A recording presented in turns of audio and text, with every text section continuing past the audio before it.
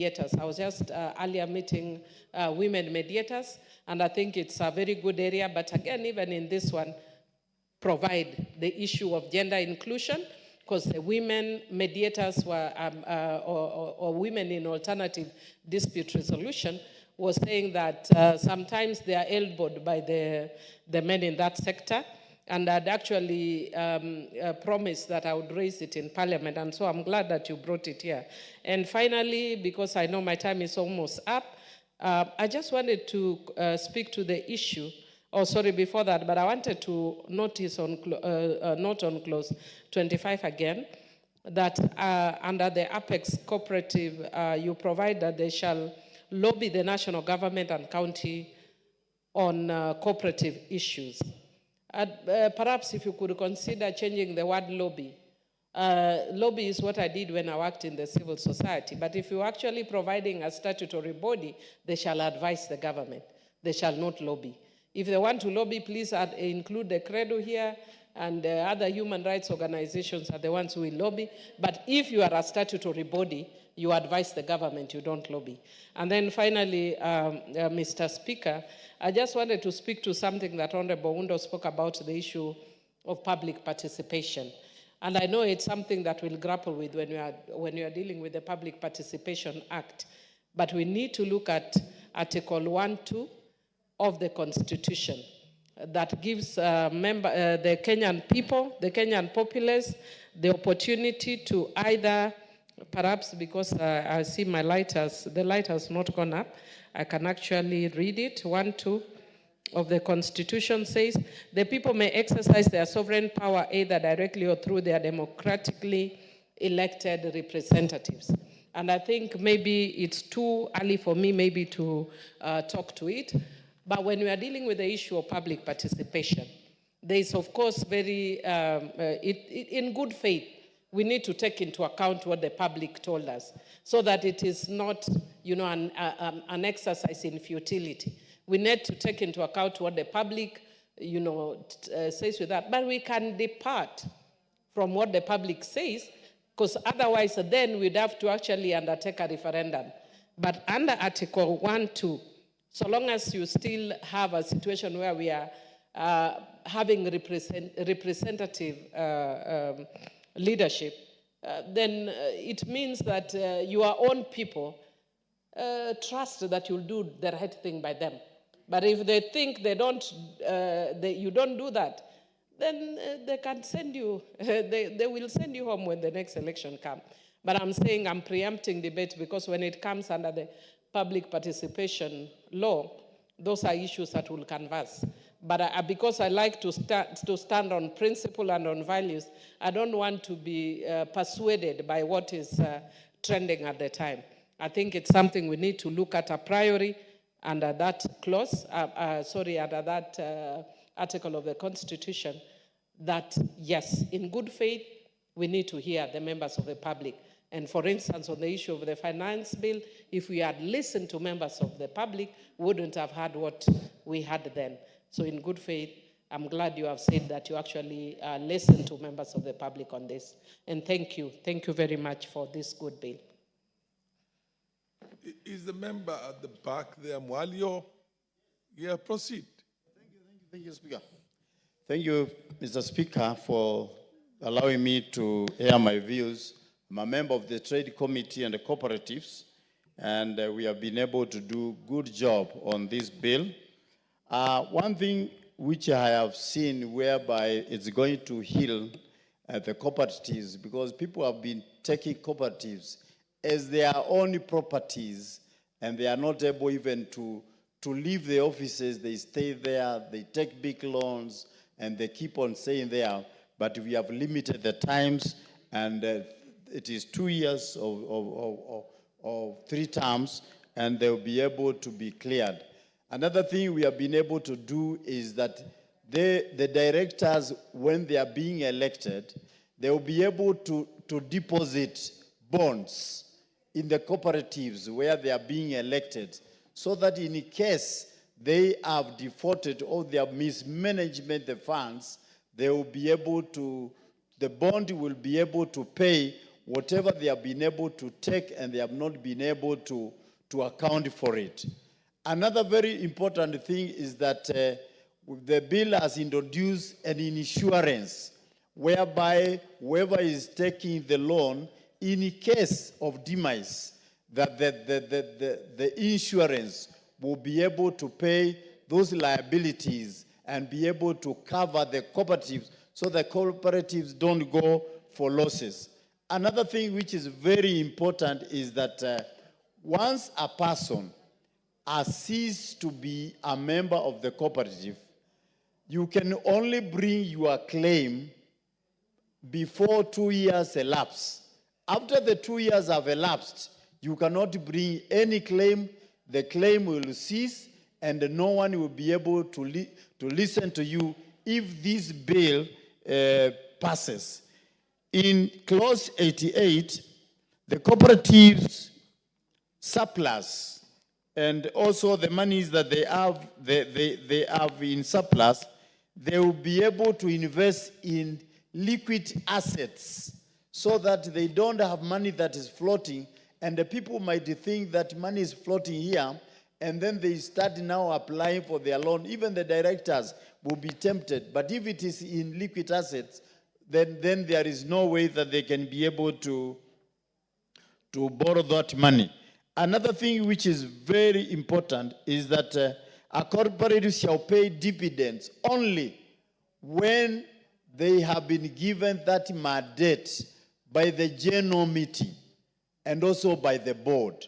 Not for the board to sit and say we are paying dividends of 10 shillings or 20 shillings, but it should be sanctioned and passed by the general meeting, an AGM in the general meeting. So those are very good, those are good measures that this bill will be able to curtail the people that have been misusing the cooperatives. And you know, these cooperatives are the small savings that people have been saving for their small incomes in the villages, for their small incomes in the farms, for their small incomes in whatever they sell in their areas. So I think this bill will cure so many things that have been going around misusing the cooperatives, directors taking money, not paying, people taking money, running away with it. But now once you pay a bond,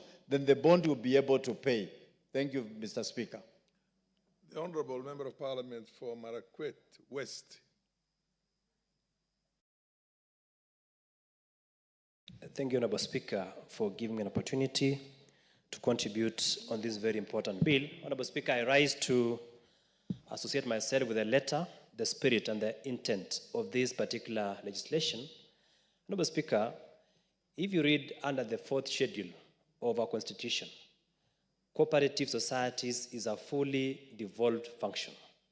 Honorable Speaker, in fact, when I was sitting here, someone sent me a message that why is Parliament enacting a legislation on a function that is fully devolved? But Honorable Speaker, thankfully I read Article 186(4) of the Constitution, which says that for greater certainty, Parliament may legislate for the Republic on any matter.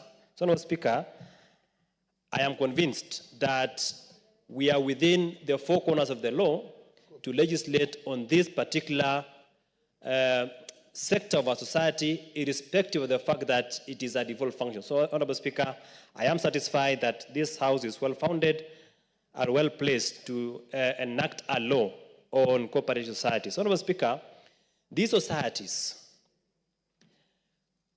they inform the socio-economic prosperity of this country. Honorable Speaker, if we run our societies very well in this country, I have no doubt that this country will have economic prosperity. Honorable Speaker, if you look at the intent of this bill, as per the long title, it is very clear and it provides that this bill is meant to establish the office of the Commissioner for Cooperative Societies at the national level of government and the office of the County Director for Cooperative in each county government to provide for promotion, registration, regulation of cooperatives to provide for intergovernmental cooperative relations and for connected purposes. Honorable Speaker, when these societies were devolved under the fourth schedule, the county governments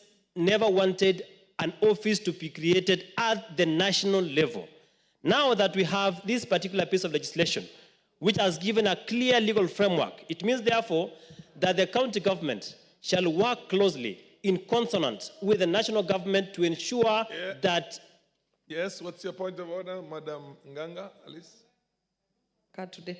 Thank you, Honorable Speaker. I want to raise a standing order 35, where we need to have proper quorum, because whatever we are discussing today is a very important bill, and we need all to be here so that we can discuss it. So, looking at the mood of the House, I can say we don't have enough numbers. Fair enough. I mean, you're right, we don't have quorum, and I direct that the quorum bell be rung for 10 minutes.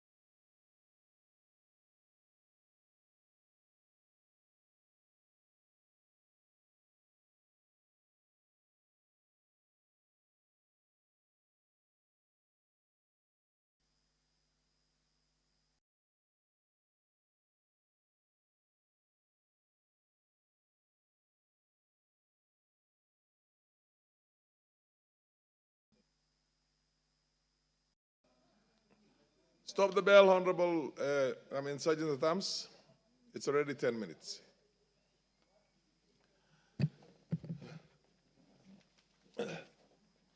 Honorable members, the honorable member, order, honorable members. The honorable member for Marakwet West will have an additional 6 minutes when this matter comes up for debate again, hopefully tomorrow in the afternoon. Honorable members, the time being 19:25 p.m. This House stands adjourned until Thursday, the 14th of November, the year 2024, at 2:30